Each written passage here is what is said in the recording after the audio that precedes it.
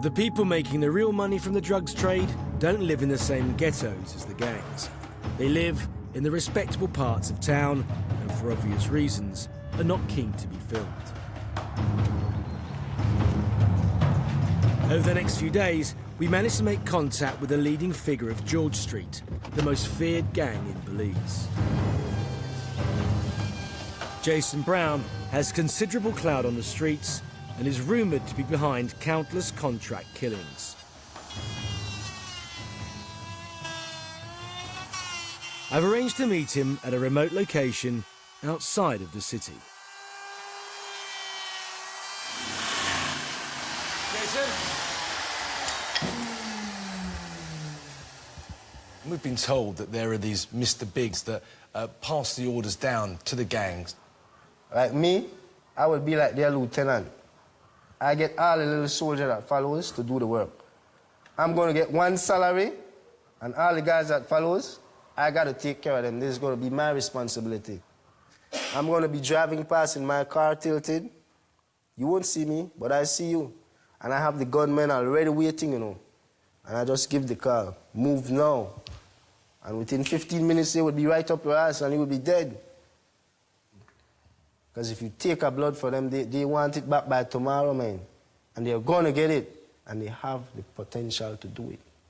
Why has George Street got such a reputation, then?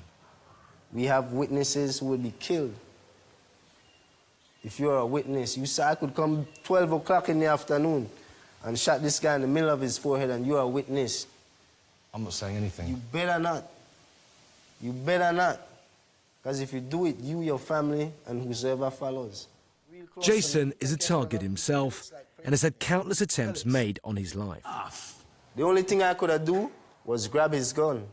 If I would have just stand there, he'd have hit me in the face. I made a couple of steps and I snatched the gun, and by the time I had my hand on the guns... He pulled the trigger? He just got frightened and he pulled the fucking trigger. No plane. I'm surprised by Jason's honesty, and he openly admits to being responsible for some terrible and indiscriminate acts of violence that he says he now regrets. Twice, I hurt a little kid. Twice, I hurt little kids. You did that by the order? Yeah, the order that I gave. I hurt some kids, man. It's like I tell them, go hit that spot. They go hit the spot. Fuck when they left the spot.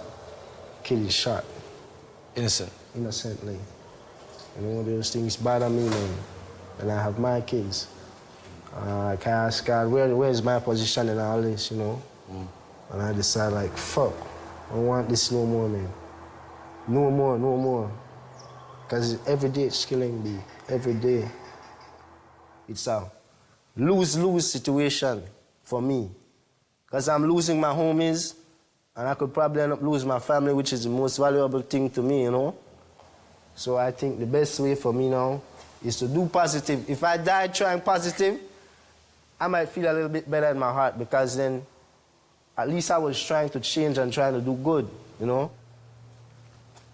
As a positive step, Jason is teaching woodwork to young people who might otherwise be recruited into the gangs.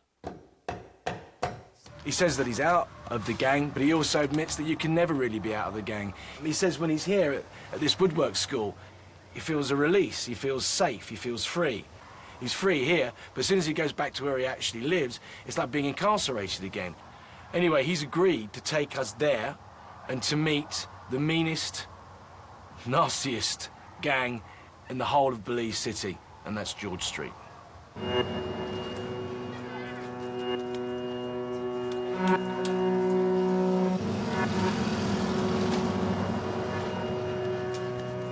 It's beginning to get dark as we arrive in George Street. There are already a few gang members on the streets, and Jason introduces me to Baja, his cousin, and his most loyal soldier. All right, this is my little corner right here. My homies, you know. But I hang all the way up to that other lane down yonder, you know. We control this whole neighborhood. George Street, yeah? Yeah, no boy should play in this neighborhood. Just say someone came along and shot a member of George Street now, you would retaliate straight away. We take on Goliath. We'll take him on. All crew, you're not trying to gang up Crips, Bloods, everyone. We don't give a fuck. We kill Crip, Blood, anybody. And the person who I think will take my life mainly are the police, you understand me? Because me already did time for a police murder remanded.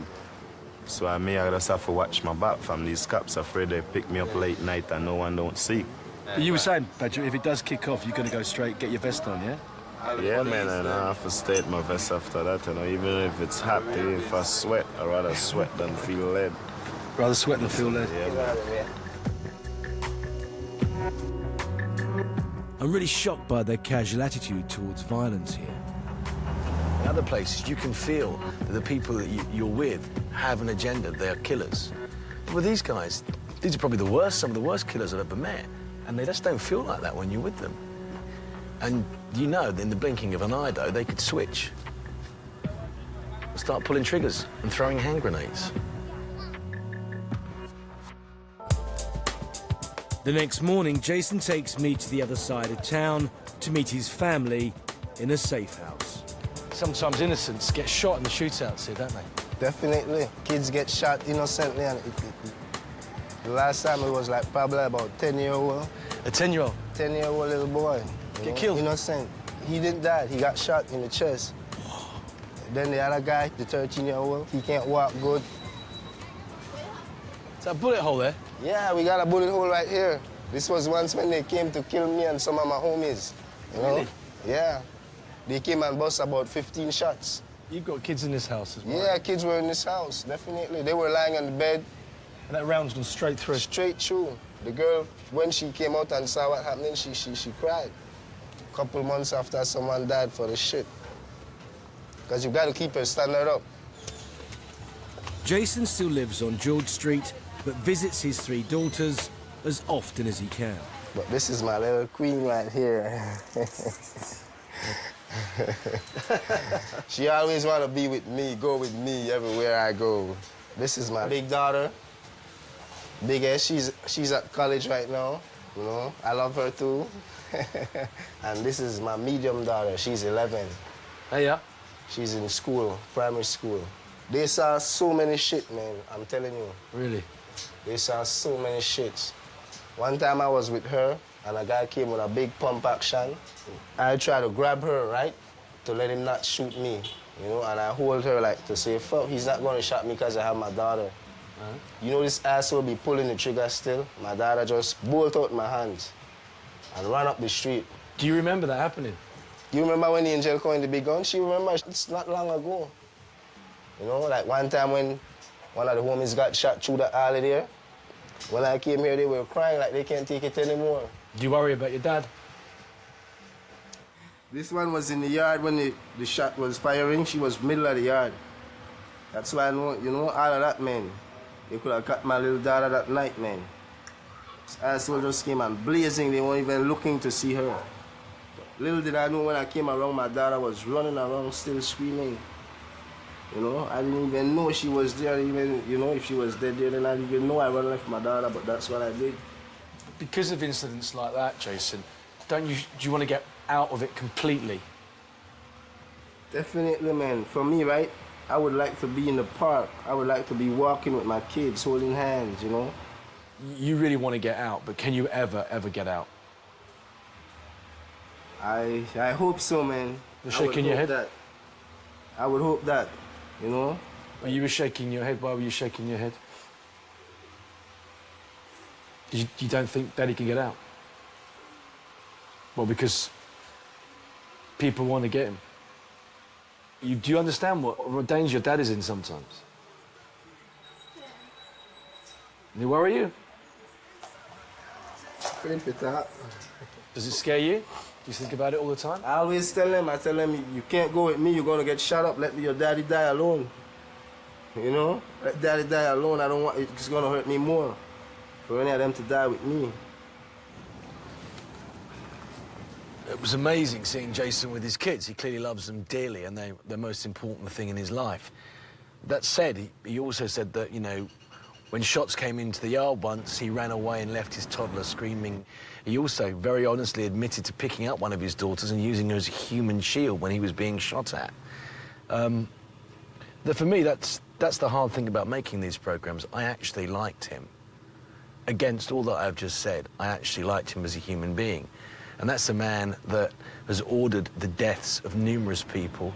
So I say that I like him as a human being, but I find what he does absolutely appalling.